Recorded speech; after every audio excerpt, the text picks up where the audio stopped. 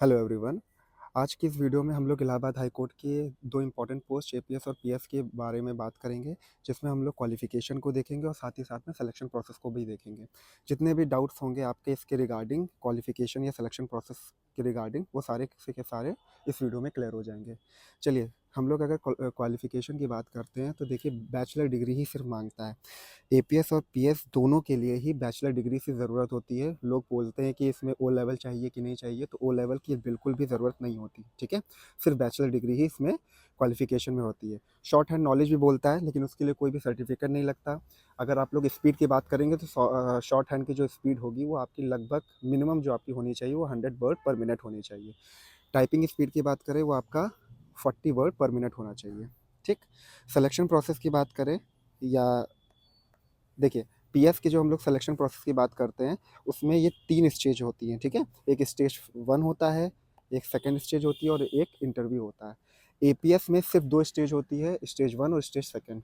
यानी पीएस और एपीएस में सिर्फ अंतर इतना ही होता है कि पीएस में इंटरव्यू इंक्लूड होता है और एपीएस में नहीं, ठीक है?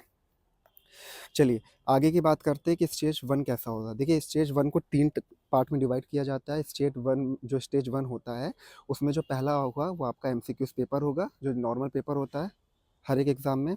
सेकंड होगा आपका टाइपिंग दिया जाएगा, उसी दिन की बात हो रही है, जिसमें क्या होता है 500 वर्ड्स होते हैं, 15 मिनट में आपको टाइप करना पड़ता है, ठीक?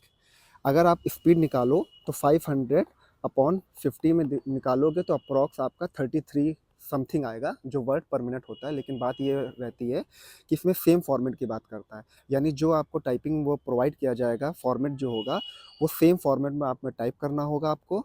और ये जजमेंट आपको दिया जाता है, इलाहाबाद हाईकोर्ट का कोई भी एक जजमेंट आपको पकड़ा दिया जाएगा, ठीक है।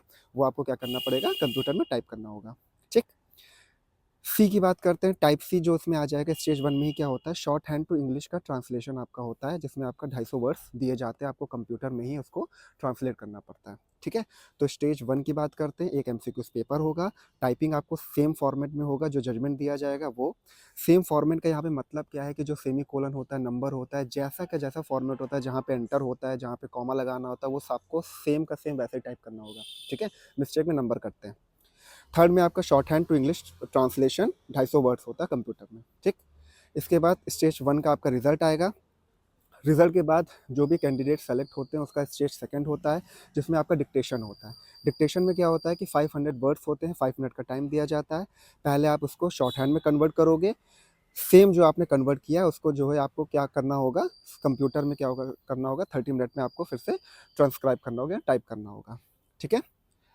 वैकेंसीज़ की हम लोग बात करते हैं फिर से। एपीएस की जो वैकेंसीज़ होगी वो आपको 30 टू 35 आपको देखने को मिलेगी, और पीएस की आपकी नियर अबाउट 200 रहेगी, जिसमें से आपका कम और ज़्यादा दोनों हो सकता है, ठीक है। यानी पीएस में आपका जो होगा वो आपका होगा स्टेज 1, स्टेज सेकंड और इंटरव्यू, और एपीएस में सिर्फ आपका स्टेज 1 और स्टेज सेकंड होगा। Thank you so much.